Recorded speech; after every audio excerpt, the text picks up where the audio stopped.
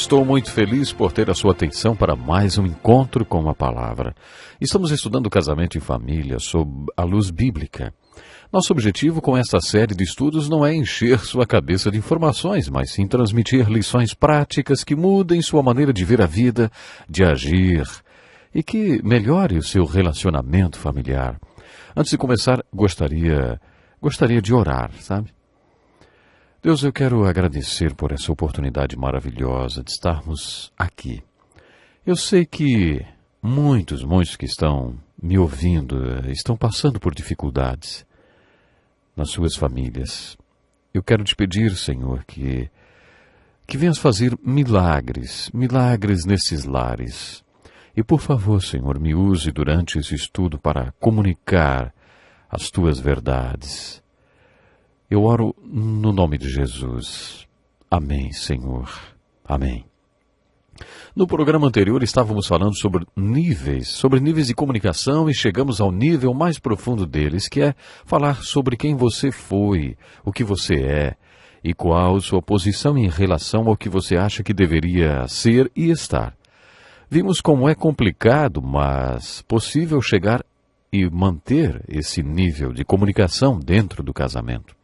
Uma outra maneira de manter um nível de comunicação profundo é aprendendo a lidar com a raiva.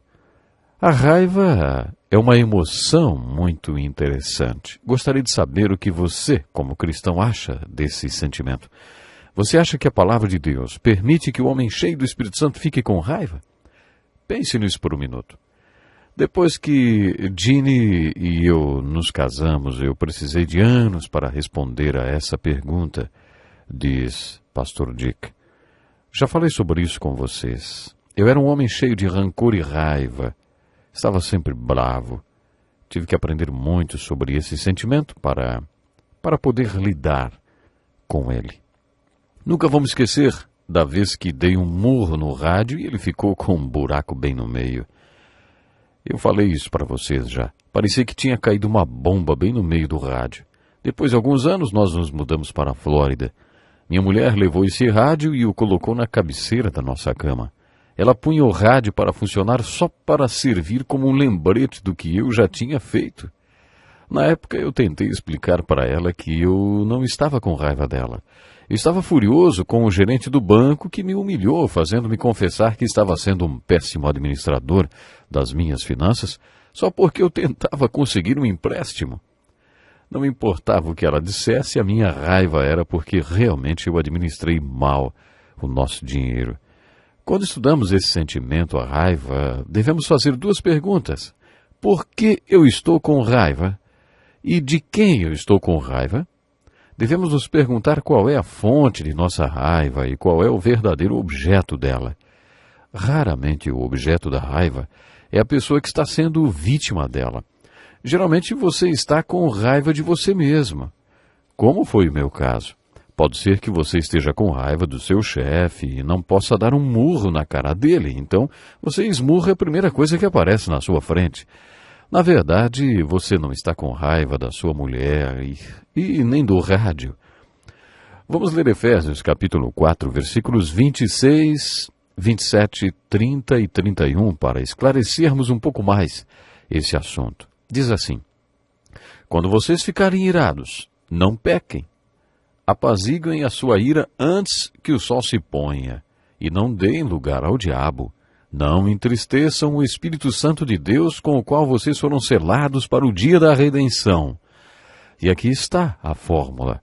Livrem-se de toda amargura, indignação e ira, gritaria e calúnia, bem como de toda maldade. Parece bem claro que Deus não permite que o crente cheio do Espírito Santo fique com raiva. Algumas traduções dizem, irai-vos e não pequeis. Muita gente se aproveita dessa tradução para ficar sempre irado, né? Irai-vos. Existe o tempo certo para ficar irado? Não foi isso que Deus falou. Uma tradução mais bem feita diz, quando vocês ficarem irados, não pequem. Deus é realista o suficiente para saber que você vai ficar irado. Você vai ficar com raiva um dia. Não deixe que a raiva o leve ao pecado. E nunca deixe que o sol se ponha sobre ela. O versículo 31 diz, livrem-se de toda amargura, indignação e ira, gritaria e calúnia, bem como de toda maldade. Mas se voltarmos a Gênesis capítulo 4, encontramos uma história que serve como ilustração para o que estamos falando sobre lidar com a raiva. Passado algum tempo, Caim trouxe do fruto da terra uma oferta ao Senhor. Abel, por sua vez, trouxe as partes gordas das primeiras crias do seu rebanho. O Senhor aceitou com agrado Abel e a sua oferta, mas não aceitou Caim e a sua oferta. Por isso Caim se enfureceu e o seu rosto se transtornou. Em outra tradução, no lugar de transtornou, diz, descaiu-lhe o semblante.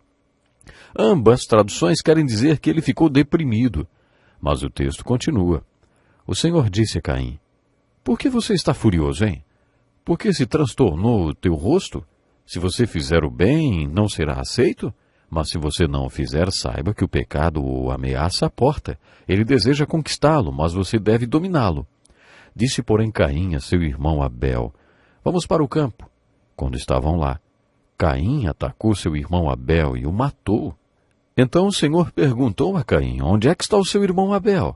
E respondeu ele, não sei. Sou eu responsável por meu irmão? Disse o Senhor, o que foi que você fez?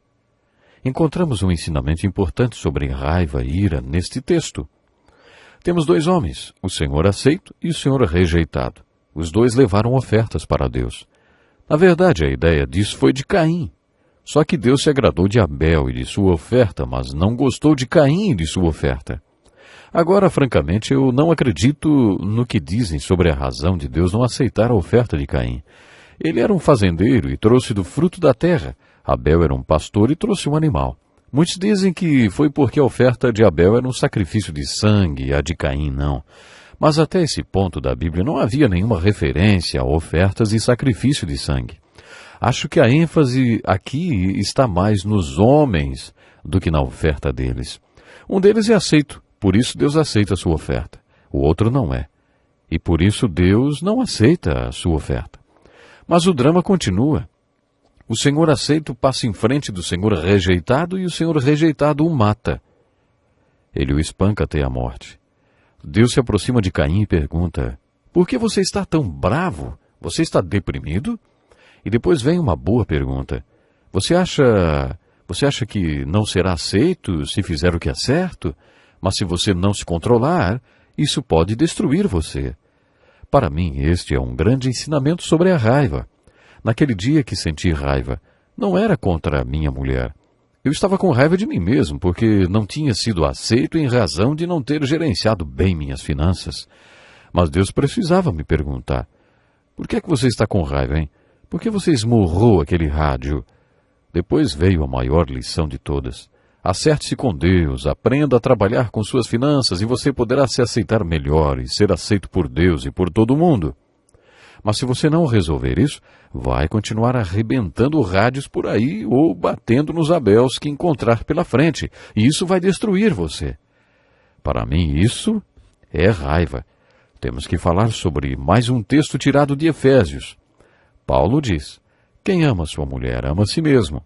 O que você acha disso, hein? Vamos ver. Se nessa história eu tivesse me amado, teria também capacidade para amar minha mulher. Mas como eu não me amei, estava me achando um nada, acabei demonstrando raiva contra ela. Acabei me dando conta de que amava minha mulher e meus filhos, mas nem sempre tinha expressado meu amor por eles, especialmente quando eu não me amava.